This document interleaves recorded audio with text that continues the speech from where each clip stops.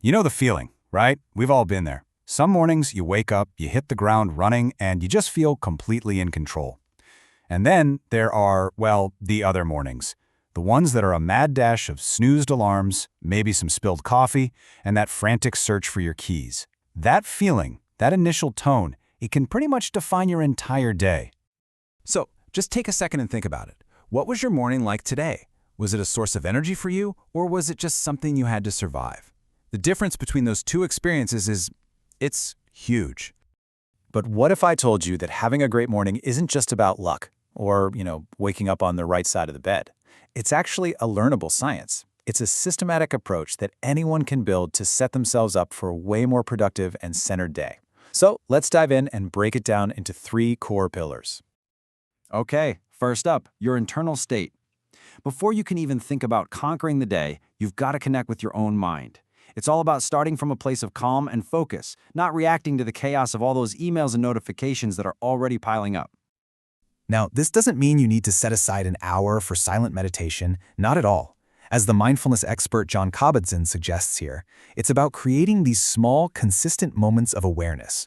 It's just about checking in with yourself for a moment, getting grounded before your phone starts buzzing and the world starts making its demands. A super simple and really powerful way to do this is with box breathing. Seriously, you can do this before you even get out of bed.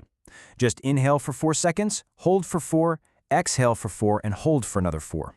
Repeating this just a few times helps activate your parasympathetic nervous system. That's your body's built-in brake system, shifting you out of that fight or flight mode and into a state of calm clarity. And the payoff? It's immediate and it's measurable. Research actually shows that just a few minutes of morning mindfulness can boost your focus by as much as 14% right away. I mean, that's a serious cognitive edge before you've even had your first cup of coffee. All right, so with our mind centered, it's time to get our bodies primed and ready to go. And that brings us to our second pillar, your movement. We all know the basics, right? Get some motion in, drink some water. Productivity experts all agree. You don't need to go run a marathon. Even a brisk walk gets the blood flowing to your brain, which improves your focus for hours. Simple stuff, but really effective. But what if we could go a little deeper? What if we could optimize our movement for specific results? This is where it gets really interesting. It's not just about if you exercise, but when. Have you ever actually wondered if you'd get better results working out in the morning versus the evening? Well, a groundbreaking study published in Frontiers in Physiology has an answer for us. And it turns out the best time to exercise is different depending on your goals and your sex. This is where the science gets truly fascinating. And honestly, the results might just surprise you. Okay, so for women, the results are incredibly distinct. The study found that morning exercise led to a greater reduction in abdominal fat and blood pressure. But exercising in the evening, that resulted in greater gains in upper body strength, muscular power, and even an improved overall mood. And this slide just illustrates the difference so perfectly. If you look at the charts, you can see the bars for abdominal fat show a way bigger drop for the morning group. But then the change in bench press strength, that's clearly much bigger for the evening group. Same exercises, just a different time of day, and you get totally different results. Now for men, the differences were a bit more subtle, but still really significant. While morning exercise was still great, evening exercise came with some pretty unique advantages. A greater reduction in blood pressure, a significant drop in feelings of fatigue, and an increase in fat oxidation, which is basically just your body's rate of burning fat for energy. So you've centered your mind and you've moved your body according to your goals. The final pillar is all about carrying that energy forward. It's about building momentum. So, a huge obstacle to morning momentum is something psychologists call decision fatigue. Think of your willpower like a phone battery. Every single small choice you make, what to wear, what to eat for breakfast, drains a little bit of that power. So by the time you get to your really important work, your tank is already running low.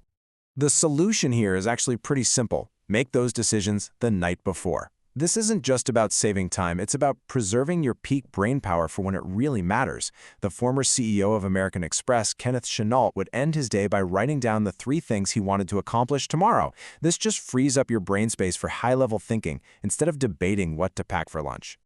Once you've saved all that mental energy, what do you do with it? Well, Mark Twain had some memorable advice. You eat a live frog. So what he means is, your frog is that one big, important task you're most likely to put off. By tackling it first thing, you start your day with this huge sense of accomplishment. According to what's called the progress principle, this creates an early win that triggers a release of dopamine in your brain, building motivation that literally propels you through the rest of your day. So there we have it, the 3 pillars: mindset, movement, and momentum.